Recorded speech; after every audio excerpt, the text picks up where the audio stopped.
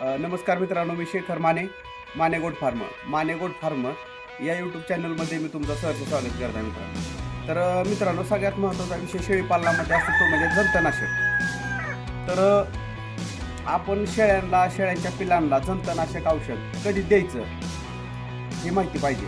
आणि मित्रांनो, जंतनाशक हे करायलाच पाहिजे आणि ते करावंच लागते, तरच त्या पिल्याचं वजन उंची सगळे वाढवत असते. तर मित्रांनो, आज आपण माझी 15 ते 20 पिल्लं 1.5 महिन्याची झालेली आहे. तर आता आपण त्यांना बरोबर 1.5 महिन्यानंतर जंताचं औषध आता द्यायला चालू करतोय. तर मित्रांनो, आपल्याला काय करायचं, अल्बोमार, अल्बेंडाझोल ओरल सस्पेन्शन,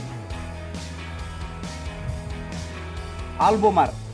तर आता ही जी औषध आहे ही जंतनाशक औषध आहे. तर आपण पिलांना काय करणार आहे मित्रांनो, त्याचं वजन आणि त्याची उंची ह्याच्या प्रमाणे त्याला किती मिली द्यायचं.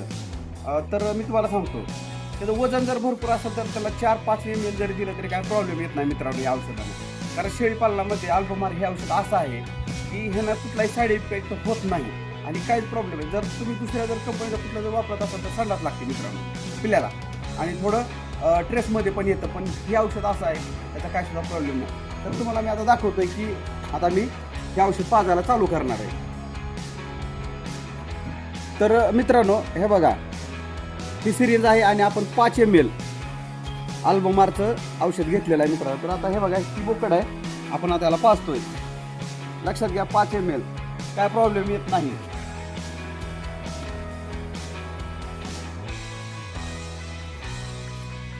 आणि मित्रांनो, दुसरी गोष्ट, अल्बोमारचं औषध सकाळी 9 ते 9:30 ते 10 या दरम्यान पाजायचं. तर का, तर त्याचं पोट उपाशी असतं मित्रांनो, त्याच्या पोटामध्ये काय सुद्धा नसतं आणि ते जंत मरायला ही औषध एकदम कारणीभूत ठरतं मित्रांनो. तर आपण पण अशीच आपल्या शेळ्यांची काळजी घ्या. खर्च झाला तरी चालेल, कंप्लीट महिना ते 1.5 महिन्यानंतर आपण त्यांना डिवर्मिंग म्हणजे जंत औषध पाजून घ्यायचं. आणि दुसरी गोष्ट, नंतर 2.5 महिन्यानं जरी आपण पाजलं तरी चालतंय. जर समजा आपल्याला असं वाटलं की बाबा आपलं एखाद्या पिल्ल्याला डेचकं सुटायला लागले, पोट सुटायला लागले, तर त्याला आपण पाजू शकतो.